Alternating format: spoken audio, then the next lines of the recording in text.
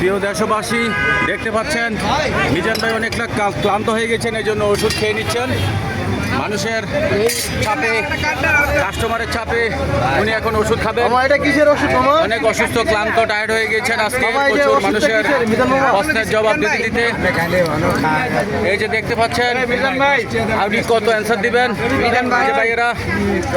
মানুষের চাপে এত মানুষ আজকে শুক্রবার লাঞ্চ করতে আসছেন দুপুরবেলায়। এই যে বিভিন্ন ঢাকার প্রান্ত থেকে ভাইয়েরা পুরা চলে আসছে আজকে লাঞ্চ করার জন্য।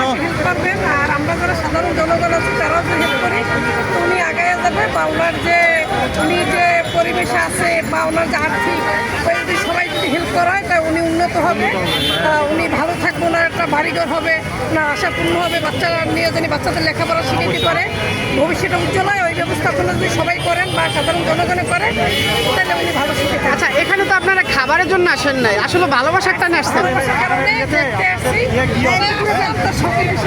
আচ্ছা, ধন্যবাদ আন্টি, আপনি খান, ভাত হয়ে গেছে। আপু, মিজান ভাইয়ের জন্য সবাই দোয়া করবেন। প্রচুর দর্শক সমাগম আজকে এসেছেন আজকে মিজান ভাই ভাইরাল হোটেলে। এই যে দেখতে পাচ্ছেন সবাই নিজ হাতে খাওয়া নিচ্ছেন। এই যে দেখেন সবাই নিজ হাতে পেট চুক্তি খাচ্ছেন। সবাই দোয়া করবেন মিজান ভাইয়ের জন্য।